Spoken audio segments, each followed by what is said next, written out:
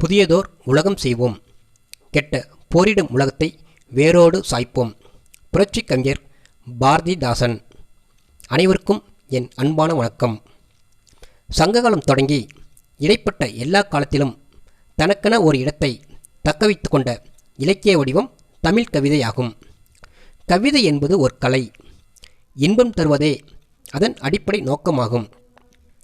தமிழ் கவிதையில் பெண் விடுதலையை பேசிய பாரதியார் பாரதிதாசனுக்கு பிறகு சுயமான பெண் விழிப்பை உணர்த்திய கவிஞராக ரா மீனாட்சி அவர்கள் திகழ்கிறார்.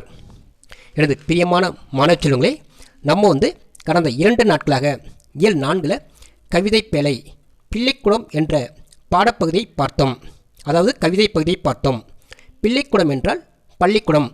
ஓர் பள்ளிக்கூடம் எவ்வாறு இருக்க வேண்டும் என ஒவ்வொருத்தங்களும் அழகாக கனவு காண்றாங்க. ஒரு ஓவியர் வரைந்து காட்டலாம், ஒரு பாடகர் பாடி காட்டலாம். ஆனால் இங்கு ஒரு கவிஞர் எழுதி காட்டுகிறார். யார் அந்த கவிஞர்? ஆர் மீனாட்சி. இந்த பள்ளிக்கூடம் மிகவும் பிடித்து போய்விட்டது. இங்கே 50 ஆண்டு வேம்பு கோடையில் கொட்டும் பூக்களை என்ன சொல்கிறார்கள்? வேலி ஓனான் கருங்கல் தூணில் வந்து அமர்ந்து தியானிக்கும் நேரத்தை குறித்து வைக்க சொல்கிறார்கள். வெட்ட வெளியில் தட்டுக்குடையில் சர்க்கரை பண்டம் வைத்தவுடன் எங்கிருந்தோ வந்து சேரும் எறும்புகளின் வேகத்தை அளக்க சொல்லுகிறார்கள். மழை பெய்ய ஆரம்பித்தால் வட்டரங்க நடுமேடையில் வீழ்ந்து வழியும் துளிகளின் வடிவத்தை ஓவியமாய் தீட்ட செம்மண் தாளும் வண்ணக்குச்சிகளும் தருகிறார்கள்.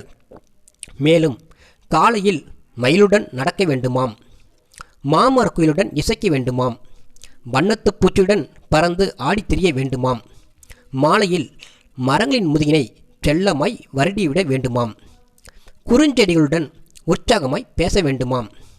இந்த பள்ளியில் சேர்ப்பார்களா என்னை பெற்றவர்கள்? தாய்மொழியிலே பயின்று யாதும் ஊரென உலகின் உறவாகவே விரும்புகிறேன் நான். ரா மீனாட்சி. அதாவது ஒரு பள்ளிக்கூடம் எவ்வாறு இருக்க வேண்டும் என ஒவ்வொருத்தங்களும் கற்பனை பண்ணி பார்க்குறாங்க. அதைத்தான் ரா மீனாட்சி அவர்கள் அழகாக சொல்கிறாங்க.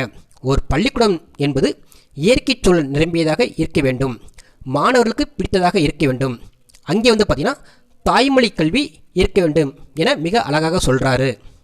இந்த பள்ளிக்கூடம் மிகவும் பிடித்து போய்விட்டது. அதாவது எனக்கு நான் படிக்கிற ஸ்கூல் எனக்கு பிடிச்சிருக்கு. ஏன்னா அங்கே எனக்கு தாய்மொழி கல்வியில் பாடம் நடத்துகிறாங்க. அதாவது தாய்மொழி என்பது இங்கே தமிழ் மொழி மட்டும் கிடையாது, அவங்கவுங்க தாய்மொழி கல்வியே சிறந்தது அப்படின்னு சொல்கிறாங்க. இங்கே 50 ஆண்டு வேம்பு கோடையில் கொட்டும் பூக்களை என்ன சொல்கிறார்கள்? அதாவது நான் படிக்கக்கூடிய பள்ளிக்கூடத்தில் பார்த்திங்கன்னா வேம்பு என்றால் வேப்ப மரம் ஒன்று இருக்குது. அந்த வேப்ப மரத்துக்கு பார்த்திங்கன்னா வயசு 50 ஆச்சு. அப்போ பார்த்திங்கன்னா கோடை என்றால் கோடை காலம். அப்போ கோடை காலத்தில் பார்த்திங்கன்னா வேப்ப மரத்திலேருந்து பூக்களை எல்லாம் கொட்டும். அந்த பூக்களை ஆசிரியர் என்ன சொல்கிறாரு? நாங்கள் மாணவர்கள் எல்லாரும் அந்த வேப்பம் பூக்களை விரல் விட்டு எண்ணுறோம். எப்படி என்றால் 1 2 3 அப்படின்னு எண்ணுறோம். வேலி ஓனான் கருங்கல் தூணில் வந்து அமர்ந்து தியானிக்கும் நேரத்தை குறித்து வைக்க சொல்கிறார்கள். அதாவது பார்த்திங்கன்னா பள்ளியில் காமன் ஸ்டோர் ஓரமாக பார்த்திங்கன்னா அந்த வேலி பகுதியில் பார்த்திங்கன்னா ஓனான் அமர்ந்திருக்கும். எவ்வளோ நேரம் அமர்ந்திருக்கும்? அது மணிக்கணக்காக அமர்ந்திருக்கும். அரை மணி நேரமாக இருக்கலாம், அல்லது 1 மணி நேரமாக கூட இருக்கலாம். அப்போ அந்த ஓனான் எவ்வளோ நேரம் தியானம் பண்ணுது, அந்த நேரத்தை குறித்து வைங்க அப்படின்னு ஆசிரியர் மாணவர்கள்ட்ட சொல்கிறாரு. அடுத்தது பாருங்களேன்.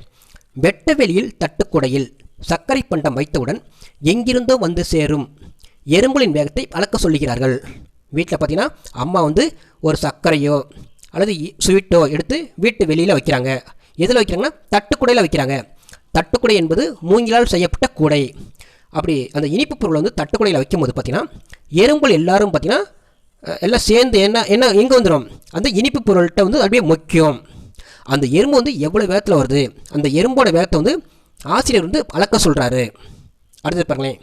மழை பெய்ய ஆரம்பித்தால் வட்டரங்க நடுமேடையில் வீழ்ந்து வழியும் துளிகளின் வடிவத்தை ஓவியமாய் திட்ட செம்மண் தாளும் வண்ணக்குச்சிகளும் தருகிறார்கள். அதாவது இப்போ மழை காலம், உங்களுக்கே தெரியும்.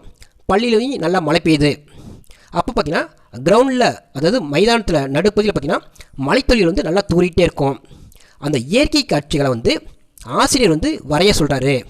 அதாவது மாணவர்களே அங்கே பாருங்கள், அந்த மழை பெய்கின்ற காற்றை, அந்த மழைத்துளிகள் விழுகின்ற காற்று நீங்கள் ஓவியமாக வரீங்க அப்படின்னு எல்லார்ட்டும் என்ன செய்கிறாரு? செம்மண் தாளும், செம்மண் தாள் என்றால் சிவந்த தாள்களும், வண்ண குச்சல் என்றால் கலர் பென்சிலும் தாராரு. அதை வந்து மாணவர்களாகிய நாங்கள் வருகின்றோம், ஓவியமாக வரைகின்றோம். காலையில் மயிலுடன் நடக்க வேண்டுமாம், மாமர குயிலுடன் இசைக்க வேண்டுமாம், வண்ணத்து பூச்சியுடன் பறந்து ஆடி திரிய வேண்டுமாம். அதாவது பார்த்திங்கன்னா ஒவ்வொருத்தங்களும் காலையிலையும் நடக்கிறோம், சாயங்காலமும் நடக்கிறோம், அதாவது வாக்கிங் போகிறோம். இங்கே வந்து எதோட நடக்க வேண்டும்னா காலையில் மயிலுடன் நடக்க வேண்டுமாம், மயிலோட நட அழகாக இருக்கும். மாமர குயிலுடன் இசைக்க வேண்டுமாம், ஒவ்வொருத்தங்களும் பாடல் என்பது ரொம்ப பிடிக்கும். இங்கே வந்து மாமரத்தில் உள்ள குயிலுடன் நாமும் சேர்ந்து பாட வேண்டுமாம். வண்ணத்து பூச்சியுடன் பறந்து ஆடி திரிய வேண்டுமாம், வண்ணத்து பூச்சியும் பார்க்க அழகாக இருக்கும், அந்த வண்ணத்து பூச்சியை போன்று நாமும் சுறுசுறுப்பாக இருக்க வேண்டும் அப்படின்னு ஆசிரியர் வந்து சொல்கிறாரு. மாலையில் மரங்களின் முதுகினை செல்லமாய் வருடியிட வேண்டுமாம், குறுஞ்செடிகளுடன் உற்சாகமாய் பேச வேண்டுமாம். நம்ம வந்து மனிதர்கள்ட்ட மட்டும்தான் பேசுகிறோம், ஆனால் அங்கே வந்து என்ன சொல்கிறாருன்னா அதாவது தாவரங்கள்கிட்ட நாம் வந்து பேச வேண்டும். அதாவது மரங்கள் செடி கொடிகள்கிட்ட வந்து நம்ம பேசணும், அவங்கள்ட்ட வந்து நல்லா விசாரிக்கணும். சாப்பிட்டீங்களா, தூங்குனீங்களா, தண்ணி குடிச்சிங்களான்னு அப்படின்னு நம்ம நல்லா விசாரிக்க வேண்டும் அப்படின்னு அழகாக சொல்கிறாரு. இந்த பள்ளியில் சேர்ப்பார்களா என்னை பெற்றவர்கள், இப்படிப்பட்ட இயற்கை சூழல் நிரம்பிய பள்ளியில் என்னை சேர்ப்பாங்களா, யாருன்னா எனது அப்பாவும் அம்மாவும். தாய்மொழியிலே பயின்று யாதும் ஊரென உலகின் உறவாகவே விரும்புகிறேன். நான் வந்து தாய்மொழி கல்வியை விரும்புகிறேன், ஏனென்றால் தாய்மொழி கல்வியே சிறந்தது என உலகில் உள்ள அறிஞர் பெருமக்கள் எல்லாரும் சொல்கிறாங்க. அப்படிப்பட்ட தாய்மொழி கல்வியிலே நான் படிக்க விரும்புகிறேன். யாதும் ஊரென உலகின் உறவாகவே விரும்புகிறேன் நான். யாதும் ஊரே யாவரும் கேளீர், கணியன் பூங்குன்றனார் வந்து மிக சொல்லியிருக்காரு. யாதும் ஊரென உலகத்தில் இருக்கிற எல்லா ஊரும் எனது ஊர், யாவரும் கேளீர்னா உலகத்தில் இருக்க எல்லாரும் எனது சொந்தக்காரங்க. அப்படிப்பட்ட எல்லாத்தையும் வந்து நான் எனது சொந்தக்காரங்களாக இருக்க விரும்புகிறேன் அப்படின்னு கவிஞர் ரா மீனாட்சி அவர்கள் மிக அழகாக சொல்கிறாரு. இப்போ பாருங்கள், நூல்வெளி பாருங்களேன். ரா மீனாட்சி 1970 எழுத தொடங்கி நெருஞ்சி, சுடுப்பூக்கள், தீபாவளி பகல், மறுபயணம், வாசனைப்புல், உதயநகரிலிருந்து, கொடிவிளக்கு உள்ளிட்ட கவிதை தொகுப்புகளை படைத்துள்ளார். அதாவது இவர் வந்து 7 கவிதை நூல்களை வந்து எழுதி வெளியிட்டிருக்காரு. இவர் பாண்டிச்சேரி ஆரோவிலில் வாழ்ந்து வருகிறார். ஆசிரியர் பணியிலும் கிராம மேம்பாட்டிலும் ஈடுபாடு கொண்டவர். கொடிவிளக்கு என்னும் நூலிலிருந்து இக்கவிதை எடுத்தாளப்பட்டுள்ளது. அதாவது நமக்கு பாடமாக உள்ள கவிதை பதிவும் பார்த்தீங்கன்னா கொடிவிளக்கு என்னும் நூலிலிருந்து எடுத்தாளப்பட்டுள்ளது. எனது அன்பார்ந்த மாணவர்களே, இப்போ வந்து பார்த்தீங்கன்னா இந்த கவிதை பதிவில் வந்து 1 மார்க் வந்து எப்படி கேட்பாங்க, பிள்ளைக்குடம் என்னும் தலைப்பில் இடம்பெற்றுள்ள நூல் எது அப்படின்னா கொடிவிளக்கு. பிள்ளைக்குடம் என்னும் தலைப்பில் இடம்பெற்றுள்ள நூல் எதுனா ஆன்சர் வந்து கொடிவிளக்கு. பிள்ளைக்குடம் கவிதையில் ஆசிரியர் எதன் வேகத்தை அளக்க சொல்கிறார்? எறும்பின் வேகம்.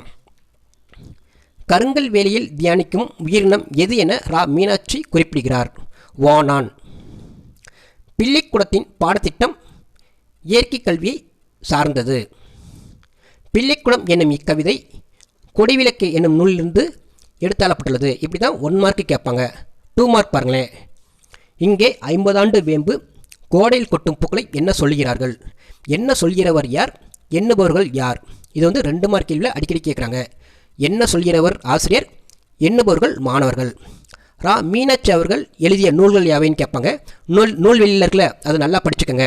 நெருஞ்சி, சுடுபூக்கள், தீபாவளி பகல், மறுபயணம், வாசனைப்புல், உதயநகரிலிருந்து, கொடிவிளக்கு ஆகியவை ரா மீனாட்சி எழுதிய நூல்களாகும். எனது அன்பார்ந்த மாணவ செல்வங்களே, அதாவது இயல் 4 கவிதை பிழை பிள்ளைக்குடம் என்ற கவிதைப்பதி இன்றோடு முடிவடைந்தது. நீங்கள் வந்து வரவிருக்கும் தேர்வுகளை நன்றாக எழுதுங்கள். பாலைவனம் சோலைவனம் மாக வேண்டும், பசுங்கிளிகள் அங்கிருந்து பாட வேண்டும், சாலைகளில் பல தொழிலும் பெருக வேண்டும், சபைகளிலே தமிழெழுந்து முழங்க வேண்டும். கவிமணி தேசிக விநாயகம் பிள்ளை. வாழ்க தமிழ், வளர்க தமிழ், வீழ்வது நாமாக இருப்பினும் வாழ்வது தமிழாக இருக்கட்டும். மக்கள் தொண்டே மகேசன் தொண்டு. நன்றி, வணக்கம்.